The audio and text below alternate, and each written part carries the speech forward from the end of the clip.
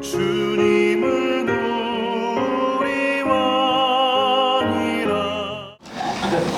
이미 이루어진 용서를 깨달으라라는 제목으로 하나님 말씀을 전하겠습니다.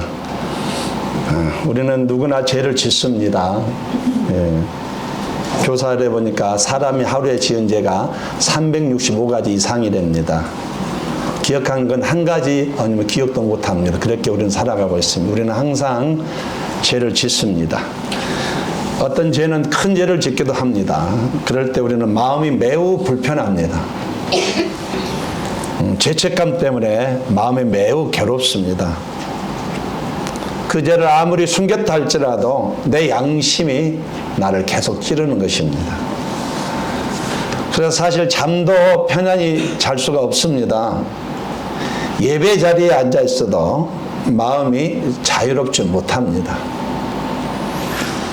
또 죄 때문에 인간은 죽는다고 성경은 죽음의 이유를 정확히 밝히고 있습니다. 젊은이도 죽고 부자도 죽습니다. 대통령도 죽고 권력자도 죽고 경제가도 죽고 누구든지 죽음을 피할 수가 없습니다. 사람이 죽는 이유가 또 말씀을 드리면 죄 때문에 죽음이 왔다고 성경은 말하고 있습니다. 이렇게 죄는 우리를 일평생 시달리게 하고 괴롭게 하고 불행하게 하다고 마지막에는 우리를 무덤 속으로 지옥으로 끌고 간다고 성경이 말합니다. 이게 죄의 힘이에요. 이게 죄의 힘입니다. 우리가 이 죄 문제를 어떻게 처리해야 되겠습니까? 이대로 둘 수는 없는데 죄는 어떻게 처리해야 되는가요? 성경은 십자가 위에서 처리한다고 밝히고 있습니다. 장수를 말하고 십자가 위에서 죄가 처리된다고 밝히고 있습니다. 어느 청년이 큰 잘못을 저질렀습니다. 그 일 때문에 가족의 마음을 매우 아프게 했고 또 교회의 신뢰도 잃어버리고 말았습니다. 시간이 흘러서 다시 교회에 발걸음을 옮겼지만은 마음은 여전히 무겁습니다. 예배 자리에 앉아 있어도 불편하고 찬송을 불러도 불편합니다. 늘 머릿속에 떠오르는 것이 나는 그리스도인의 자격이 없다. 어떻게 내가 하나님의 자녀이면서 그런 죄를 지을 수 있을까? 나는 진짜 죄인이다. 이렇게 죄책감에 시달리면서 자유가 없이 한동안 지내게 되었답니다. 그런데 어느 날 말씀을 통해서 깨닫게 되었습니다. 아, 예수님이 십자가에서 내 죄를 다 용서하셨구나. 이제 나에게는 더 이상 네 죄 있다 정죄함이 없구나. 그리고 그 순간 그의 눈에서 눈물이 터져 나왔답니다.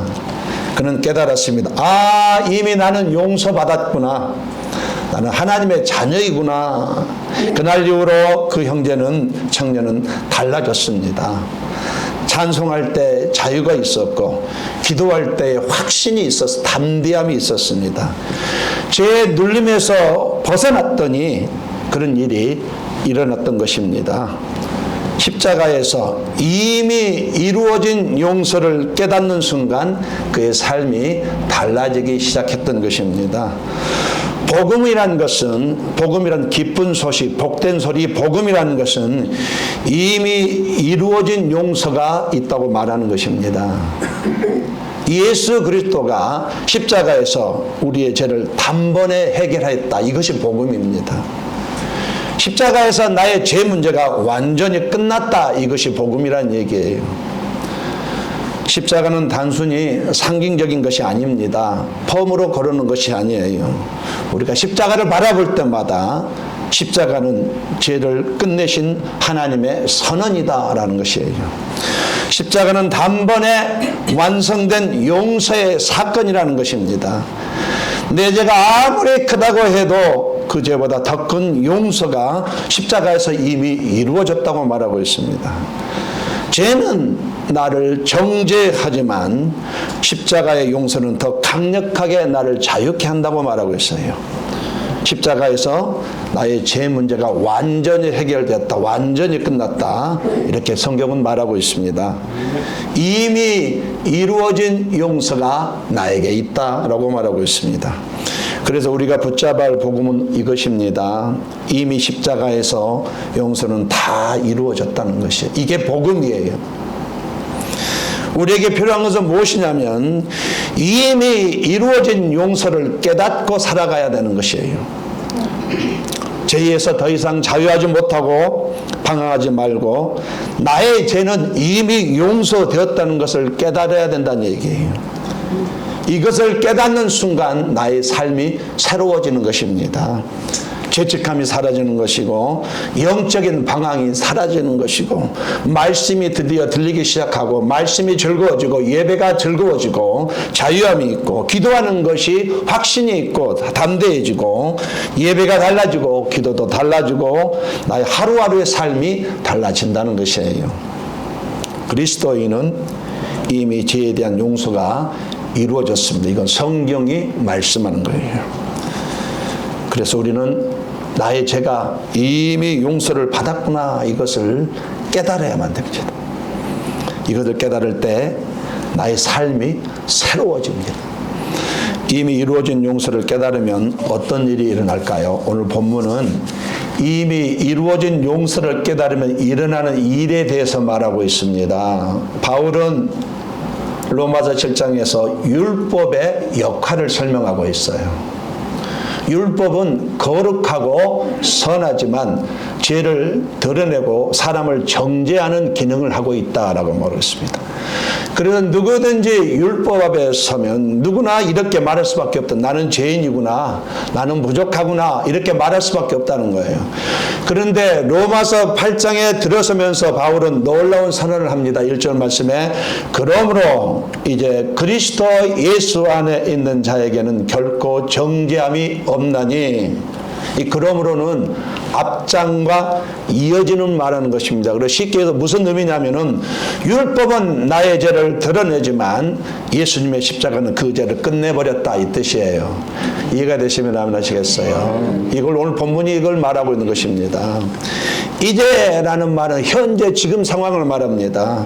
지금 이미 용서가 이루어졌다는 선언을 말하고 있어요. 십자가와 부활로 더 이상 나에게는 정죄가 없다. 네 죄 있다 말을 듣지 않는다는 얘기예요. 과거의 죄든 현재의 죄든 미래의 죄든 모든 죄가 이미 십자가에서 다 용서되었다는 것이에요. 그리스도 예수 안에 있는 자 믿음으로 십자가를 믿음으로 의롭다 하신 받음을 사람을 말합니다. 바로 성도를 말하고 우리를 말하는 것이에요. 그러니까 과거의 죄, 성경은 분명히 말합니다. 나의 과거의 죄, 현재의 죄, 미래의 죄, 은밀한 죄, 반복 짓고 있는 죄, 기억하지 못한 죄, 회개하지 못한 죄, 그 모든 죄란 죄는 이미 용서를 받아버렸다. 이게 과거의 일이라 이렇게 말하고 있어요. 우리가 그렇다는 얘기예요. 성도가 그렇다는 얘기입니다. 오늘 말씀은요. 십자가와 부활을 통해서 하나님께서 이미 용서하신 완성하신 용서를 선포하는 복음의 핵심이라고 해도 틀린 말이 아닙니다. 예수님께서 십자가에서 말씀하셨어요. 다 이루었다.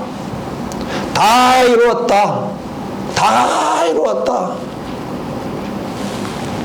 모든 죄 너의 과거의 현재 미래의 죄 은밀한 죄 회개하지 못해 기억하지 못했는데 너의 모든 죄는 내게 다 값을 치렀다. 할렐루야. 아멘. 이게 주님께서 남기신 마지막 말씀이세요. 아멘. 너희 죄에 대해서 나는 죄값을 다 치렀다. 깔끔하게 정리했다. 구약시대는 사람이 죄를 지으면 짐승을 잡아서 제사를 드렸습니다. 죄를 지을 때마다 짐승을 잡아 피를 흘려야만 됩니다. 구약시대 이제 유대인들이 제사를 지내기 위해서 짐승을 잡으면은요, 그들이 그 짐승을 잡는 도구 칼 꽂는 부위가 있습니다. 어딘지 아시죠? 목에다 칼을 꽂아요. 목을 절단을 시킵니다. 거의. 살아있는 짐승 갑자기 목을 절단을 시키면 어떻게 되겠어요? 고통스럽게 죽어갑니다. 눈이 뒤집혀져요. 발발발 떠면서 고통스럽게 피면 죽으면. 그래서 그 사람은 저 짐승이 나 때문에 저렇게 피를 흘려서 죽는구나. 나의 죄 때문에 피를 흘려서 죽는구나. 이걸 알게 돼. 그래서 죄의 심각성을 아는 거예요. 그런데 신약의 그분이 바로 예수님이셨어요. 예수님께서 십자가에서 자신을 제물로 드리셨습니다. 예수님 피는 짐승의 피와 달라서 완전한 속죄의 능력이 있습니다. 그래서 예수님의 희생은 딱 한 번으로 영원히 나의 모든 죄를 해결된 것이에요. 요한일서 2장 12절 말씀에 너희 죄가 이미 사함을 받았다 또 말하고, 성경은 계속 말하고 있어요.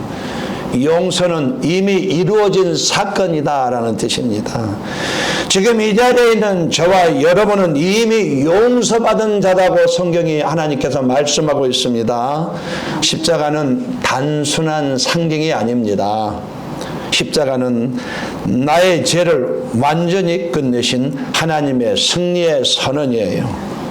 그러므로 저와 여러분은 의심하지 말고 주저하지도 말고 담대히 선포해야 되는 것이, 나는 이미 용서받았다, 이 말을 선포해야 되는 것이죠. 한번 옆 사람과 당신의 죄는 이미 용서받았습니다. 한번 인사 한번 해주세요.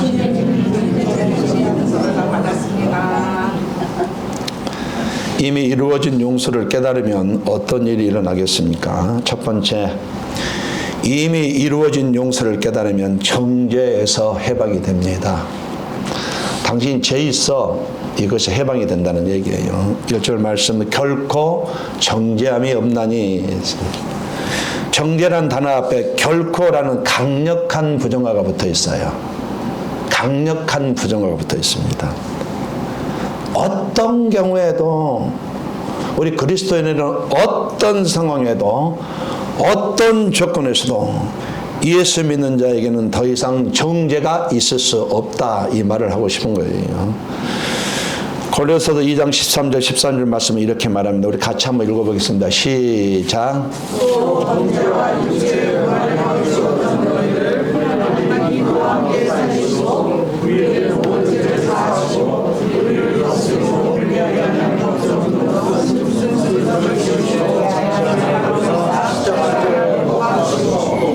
우리 죄를 고발하던 여러 가지 증거가 있어요. 하나님 앞에서 우리를 정죄하는 여러 가지 법정 서류가 있는데, 그 법정 모든 서류가 십자가에서 다 찢겨서 없어져 버렸다. 더 이상 남아있지 않다는 말이 골로새 2장 13절 14절 말씀이에요. 요한복음 8장에 보면 한 여인이 있었습니다. 간음을 했어요. 현장에서 붙잡혔습니다. 사람들에게 끌려왔습니다. 율법적으로만 이 여자는 반드시 돌에 쳐 죽어야 합니다. 이게 율법이에요. 사람들을 그녀를 정죄하면서 예수님 앞에 데리고 와서 판결을 요구했습니다. 여인은 고개를 들 수조차 없었어요. 부끄러웠어요. 나는 이제 끝났구나. 내 인생은 여기서 끝나는구나. 절망 가운데 있었습니다. 그런데 예수님이 말씀하셨습니다. 너희 중에 죄 없는 자가 먼저 돌로 치라. 사람들은 양심에 다 찔려가지고 하나둘 돌을 내려놓고 다 떠나갔습니다.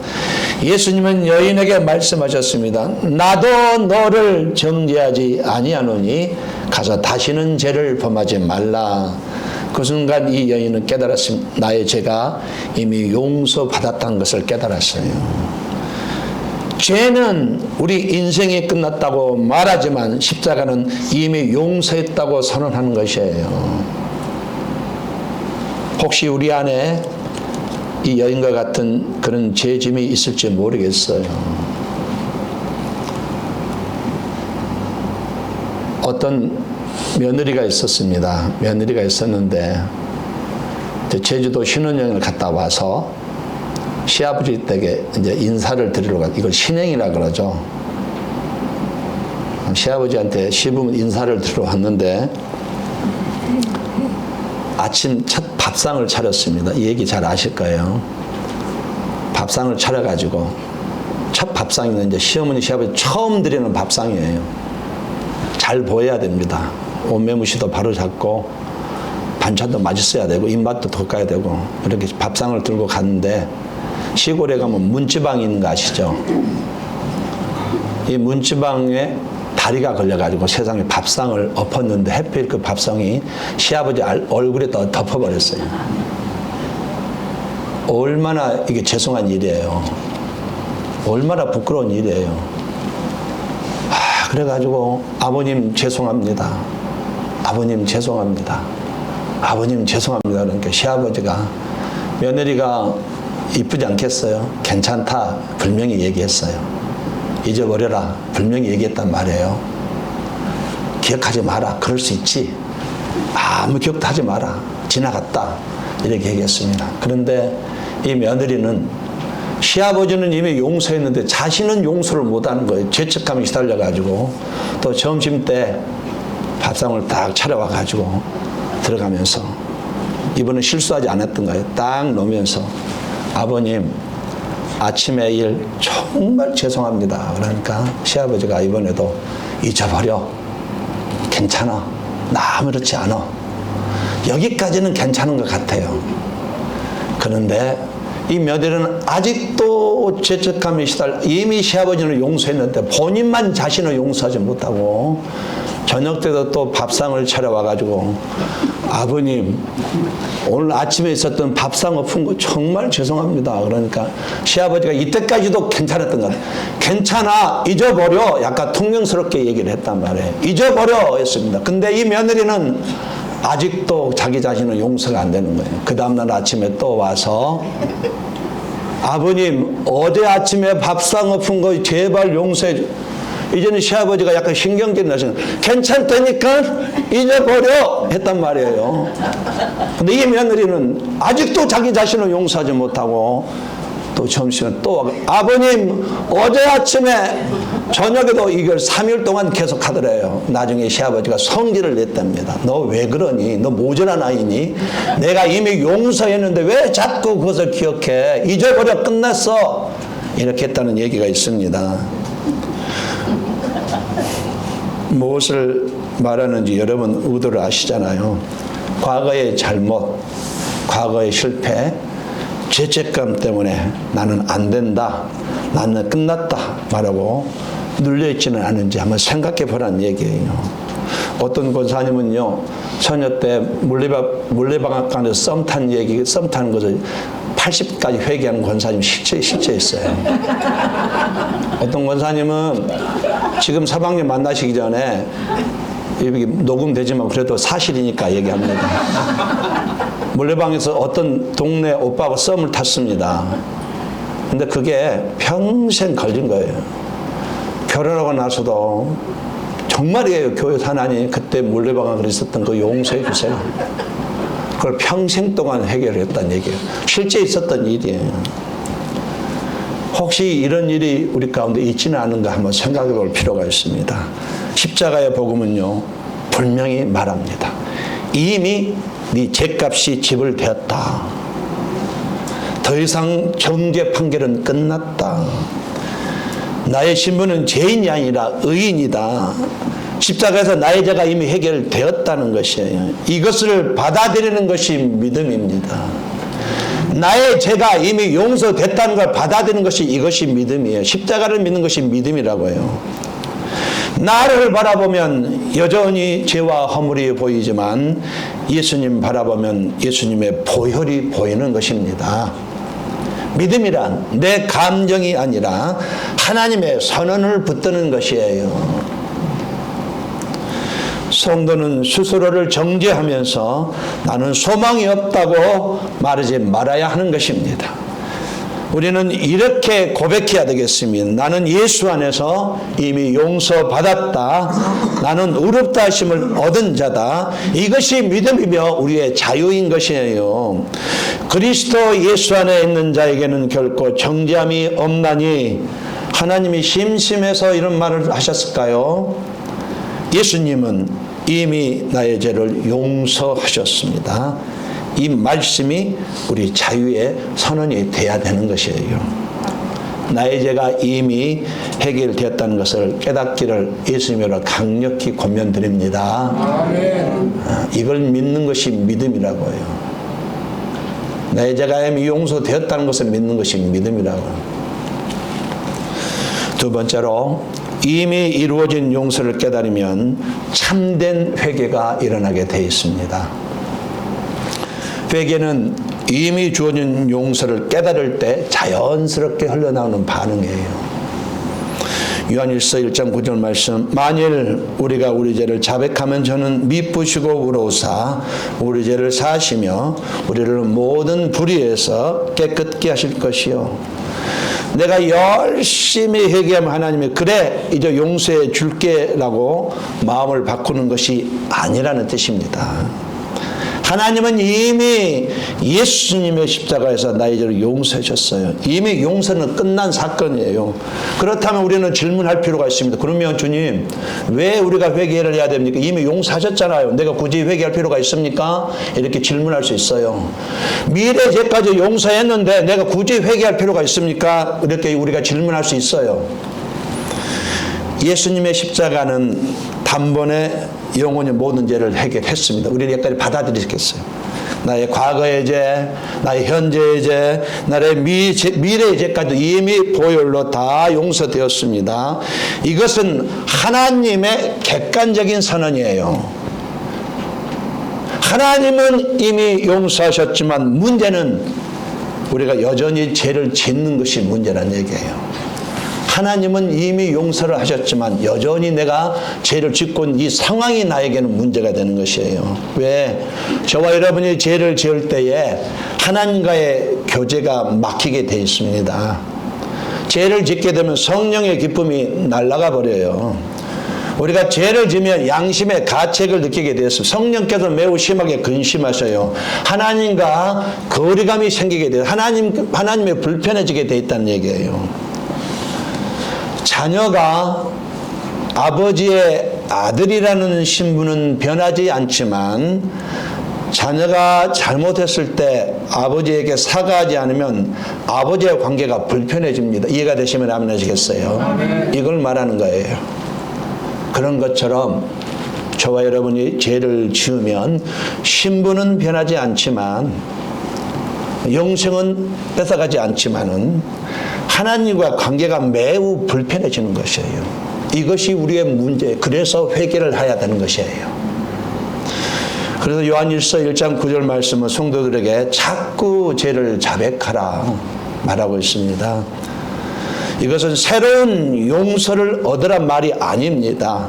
우리가 회개함으로 하나님과의 교제가 회복이 되고 하나님과의 관계가 회복이 되라는 말씀이에요.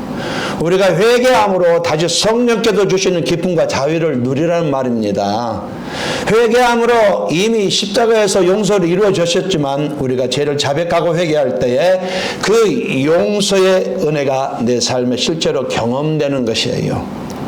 용서는 이미 완성되었지만 회개는 여전히 필요하다는 얘기입니다. 이해가 되시면 아멘 하시겠어요? 한 가정의 아들이 큰 잘못을 저지르고 집을 떠났습니다.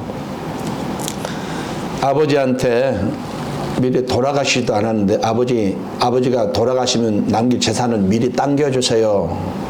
미리 당겨가지고 멀리 집을 떠나갔습니다. 다 썼어요. 룸사롱 가서 다 쓴 것 같아요. 아무리 봐도. 저는 룸사롱을 안 가봐서 모르겠지만 하여튼 그런 데가 있다고 들었습니다. 그 다음에 그는 늘 생각했어요. 아버지가 날 절대 용서하지 않을 거야. 이 죄책감 때문에 아버지 앞에 돌아가고 싶어도 못 돌아가는 거예요. 엄두가 안 납니다. 너무나 힘들다 보니까 내가 차라리 아버지한테 가서 아버지 종으로 살겠다. 그런 배짱으로 이제 용기를 내서 집으로 돌아갔더니 세상에 아버지가 동거 밖에서 미리 나와 계십니다. 보자마자 달려와가지고 잘 걷지도 못하신 아버지가 달려와가지고 아들을 안으면서 끊어 안았습니다. 그 순간 아들은 눈물을 터뜨리고 말았습니다. 아버지, 내가 아버지께 죄를 지었습니다. 이것이 누가복음 15장의 탕자의 비유가 보여주는 기쁜 소식입니다. 용서를 깨닫는 순간 완전한 회개가 터져 나왔다는 것을 말하고 싶은 거예요.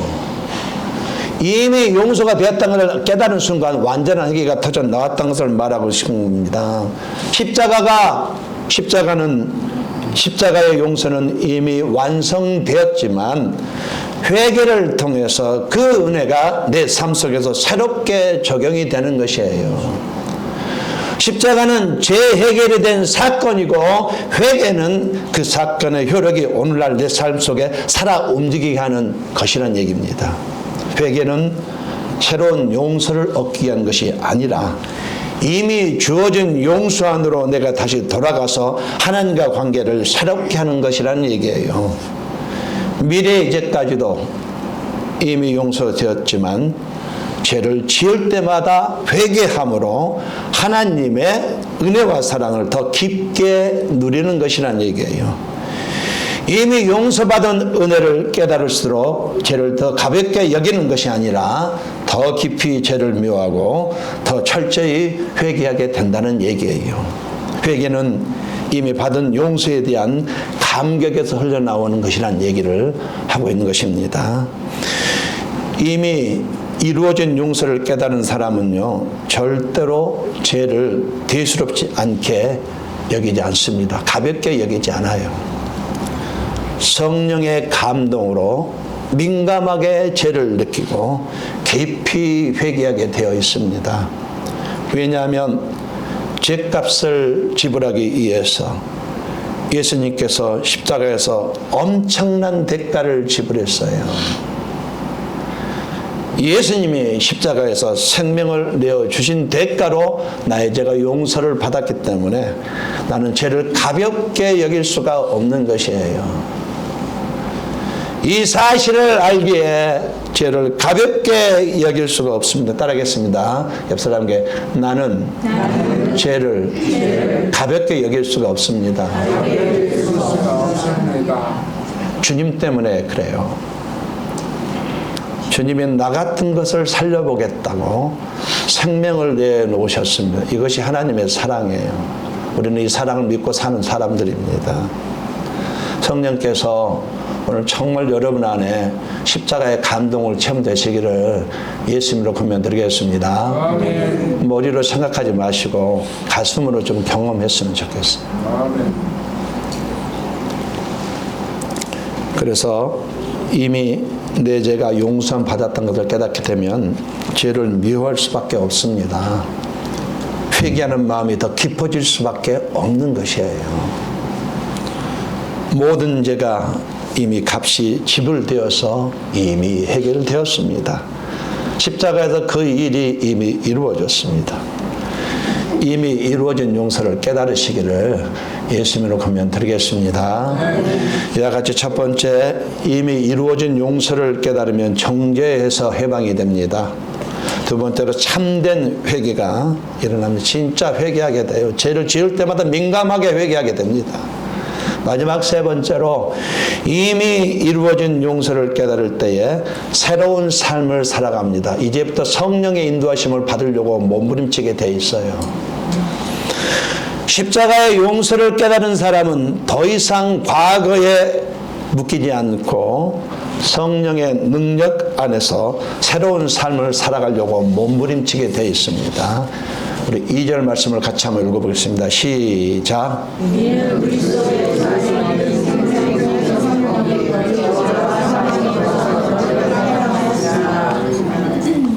이 말은 쉽게 결론적으로 말씀드리자면 십자가는 나의 죄를 끝냈고 부활은 나에게 새로운 삶을 열어주었다, 이 말이에요. 십자가는 나의 과거를 다 끝내버렸고 지워버렸고 부활은 나에게 새로운 삶을 열어주었다. 그 삶이 나의 삶은 성령의 인도하심을 받는 삶이다, 이 말입니다. 바울은 교회를 비박하고 성도들을 옥에 가두던 자였습니다. 전승에 의하면 바울이 죽인 사람이 12명이 넘습니다. 13명 이상이에요. 당시에 이스라엘이 로마의 속국이었기 때문에 직접 죽이지는 않았지만 바울이 결정함으로 그 사람이 로마에 넘겨주면 죽이게 돼 있다는 얘기예요. 그만큼 권력 있는 사람이에요. 그러니까 바울이 죽인 사람이 13명 이상입니다. 한마디로 사람이 아니에요. 그는 태어나지 않았으면 좋겠어요. 다 모두가 그리스도인이었다는 사실이에요. 그가 죽인 사람이 그리스도인이었다는 사람입니다. 사람이 아니었어요. 그는 누구보다도 자기의 과거 때문에 나는 자격이 없다 이렇게 말한 사람이었습니다. 그렇게 말해야 되는데 그는 오히려 이렇게 고백합니다. 내가 전에는 비방자요 박해자요 폭행자였으나 도리어 긍휼을 입은 것은 내가 믿지 아니할 때에 알지 못하고 행하였음이라. 이 말이 무슨 말이냐면은 자신의 과거를 정지한 것이 아니고 하나님의 은혜의 증거로 바꿨다는 것이에요. 그래서 바울은 죄인 중에 내가 괴수니라. 그러나 하나님이 나를 용서하시고 사용하셨다라고 증거하면서 수많은 사람을 살려냈습니다. 이것이 복음의 능력이에요. 이미 이루어진 용서를 깨달을 때에 과거의 실패가 나의 발목을 잡을 수가 없는 것입니다. 오히려 실패조차도 하나님이 사용하셔서 새로운 삶으로 바꾸어 주시는 것이에요. 그 중점이 십자가입니다. 십자가의 용서는 과거를 정리하는 은혜이고 부활의 생명은 미래를 내는 능력입니다. 따라서 십자가의 용서는 과거를 정리하는 은혜이고 부활의 생명은 미래를 여는 능력이다. 맞습니다. 그래서 복음은 단순히 죄책감을 덜어주는 심리적인 위로가 아니라 실제로 새로운 삶을 살게 하는 능력인 것이에요. 이미 이루어진 용서를 깨달은 사람은 성령님을 붙잡고 몸부림치게 되어 있습니다. 이제 더 이상 과거에 추악한 거 안 해보려고. 교회에서는 섬기려고 몸부림치게 돼 있어요. 나 중심이 아니고 이기주의가 이타적으로 신앙생활을 하게 돼 있습니다. 여러분 섬기시기를 바랍니다. 아멘. 여러분 말씀을 드리지만 나의 영성은 다른 사람과의 관계에서 드러나는 겁니다. 나는 영성이 있다, 나는 믿음이 있다 하면서도 다른 사람 관계가 불편하면요, 그 다음은 영성이 제로인 것이에요. 동의하시면 아멘 하시겠어요? 나의 신앙은 다른 사람이 나를 평가하는, 내가 평가하는 게 아니에요. 나는 신앙이 있다 할지라도 다른 사람이 나를 불편하면 그 사람은 신앙이 없는 겁니다. 동의하시면 아멘 하시겠어요? 따라하겠습니다. 옆 사람에게 잘 보입시다. 네, 꼭 기억하시기 바랍니다. 다른 사람이 나의 평가가 진짜 평가인 것이에요. 가정에서는 사랑하려고 노력합니다. 아내를 사랑하려고 노력해요. 남편을 사랑하려고 노력합니다. 남편이 밉지만은 사랑하려고 노력합니다. 우린 당신을 사랑합니다.